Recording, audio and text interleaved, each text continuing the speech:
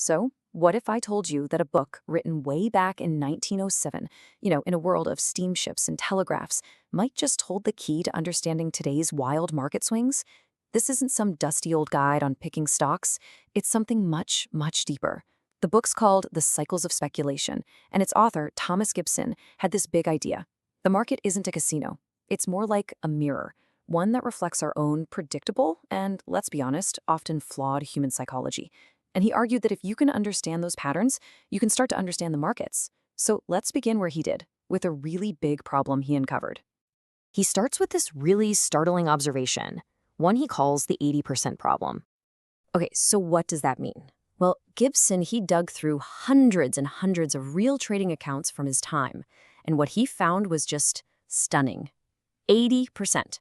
80% of regular people, the public speculators, lose money. And we're not talking about just in one big crash. No, this was happening consistently over time. Think about that. This isn't some random fluke. He saw it as a fundamental, almost unavoidable truth of the market. So you have to ask, right? Why? Why do so many people lose? Is the whole game just rigged? Is the house always set up to win? Or is there something else going on? Something deeper, something more human behind this staggering failure rate? That's the core question Gibson sets out to answer. And honestly, it's why his book is still so incredibly relevant today. And the conclusion he comes to is pretty profound. He says the losses, they're not coming from the mechanics of the market. They're coming from the mechanics of the mind. Speculation, he argues, isn't a game of chance. It's a test of thinking. Gibson makes this really smart distinction. I mean, think about a game like roulette, right? There's a small, fixed house edge. It's just math. That tiny percentage guarantees that eventually every single player has to lose. But speculation is different. The built-in costs, commissions, interest, they're actually pretty small. And yet the losses people were racking up were huge. That just didn't add up. It was a huge red flag that something else, something much bigger, was going on. And he had the data to prove it. He looked at 500 different accounts. Now, check this out. The total profits were about $288,000, but the total losses? A whopping $1.2 million. So the mechanical costs, the commissions and interest, that was only $275,000 of the loss. That leaves this giant hole, a surplus loss of almost $700,000. So where did all that extra money go? It didn't just vanish. It wasn't the house taking a cut. It was lost because of bad decisions. And that brings us to his main point, really. The biggest fee you'll ever pay in the market isn't commission, it's confusion. The biggest risk isn't some sudden crash, it's the errors we make inside our own heads. And once you realize that, it leads you right to Gibson's big idea for a solution. You have to understand the great cycles of the market. Okay, so if the problem is that our thinking is flawed, then the solution has to be a better way to think, a better framework. And for Gibson, that framework was all about recognizing these huge, predictable, repeating cycles of boom and bust. He looked back at the 1800s, and he saw it plain as day. There was a clear pattern, almost like a rhythm. Every 10 to 20 years or so, boom, a major financial crisis. 1814, 1837, 1857. It was like clockwork. These weren't random accidents. Gibson saw them as predictable beats in a much bigger cycle. A cycle driven by economics, sure, but also by human emotion. And this is where he delivers one of his most crucial insights, and it's a tough one to swallow. He says that the public always gets the timing of the cycle wrong. Why?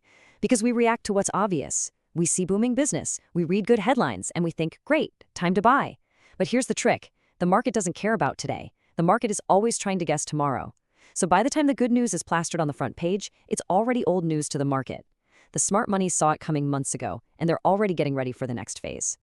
And he lays out the anatomy of this cycle, and it's so predictable, it's almost painful. So step one, it starts in the dumps when everyone's pessimistic. That's when the pros are quietly buying things up cheap. Then things start to get better. Credit gets easier, optimism starts to bubble up.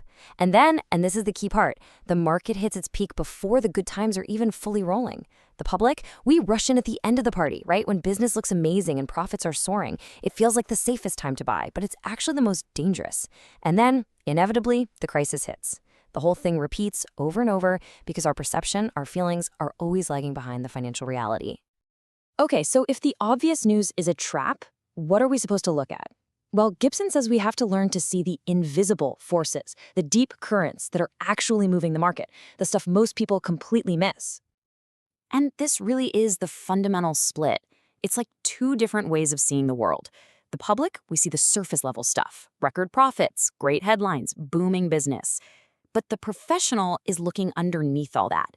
They're looking at the foundations. They're seeing that credit is getting stretched thin, that interest rates are creeping up, that the whole thing is getting a little wobbly.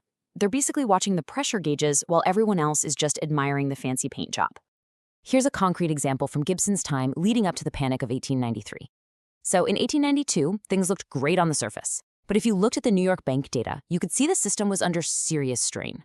The banks had loaned out 95% of all the money they had on deposit. And their actual cash reserves, what they called specie, gold and silver, was down to just 20% of their loans. There was basically no safety net. Fast forward 1 year to 1893, and the whole thing snapped. Banks had loaned out more money than they had in deposits, and their cash reserves plummeted to a terrifying 13%. Now, this information wasn't some big secret. It was right there in the public data for anyone who knew to look. The crash wasn't a surprise, it was an appointment. But Gibson went even deeper, looking at a huge, slow-moving force that almost nobody talked about, the money supply itself. Back then, money was gold. And he had this theory that when a whole bunch of new gold was discovered and flooded into the global economy, it was like a kind of slow-motion inflation. Every dollar or piece of gold was worth just a little bit less. And that slowly, quietly, pushed up the price of everything else, from grain to iron to the interest you paid on a loan. Now, this rising tide of inflation didn't lift all boats. In fact, for some, it was totally corrosive. If you owned bonds, you got killed, because your fixed interest payments bought less and less each year. It was also really tough for businesses like railroads, because their ticket prices were regulated by the government, so they couldn't keep up with their own rising costs. But if you owned industrial companies or raw commodities, this was a massive tailwind. You could just raise your prices right along with inflation. So understanding this deep, underlying current was everything. It helped you pick the right ship for the journey. So, what's the takeaway from all this? Well, Gibson basically distills it all down into a kind of timeless playbook. And it's not about some secret formula. It's about developing a very specific kind of mindset and knowledge. Here's what he says you need. First, you need to know what things are actually worth, not just what they're trading for. Second, you have to understand the big picture, those invisible economic forces we've been talking about. Third, you need to know the basic mechanics of how the market works. But it's the last piece that's the real kicker. He calls it something besides. And what is that? It's the guts, it's the patience, it's the mental toughness to actually use what you know, to trust your own judgment, especially when the entire world is screaming that you're an idiot. It'd be easy to just write this off. A book from 1907, what could it possibly teach us?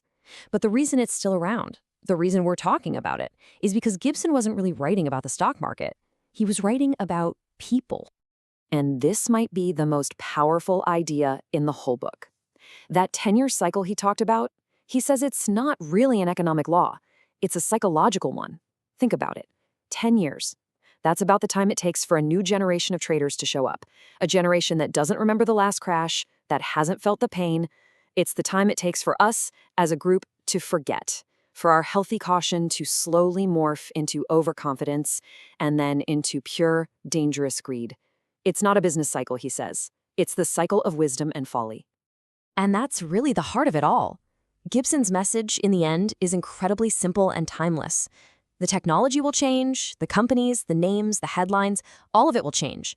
But the engine driving the whole machine, our own fear, our own greed, and our incredible capacity to forget the lessons of the past, that part, that never, ever changes.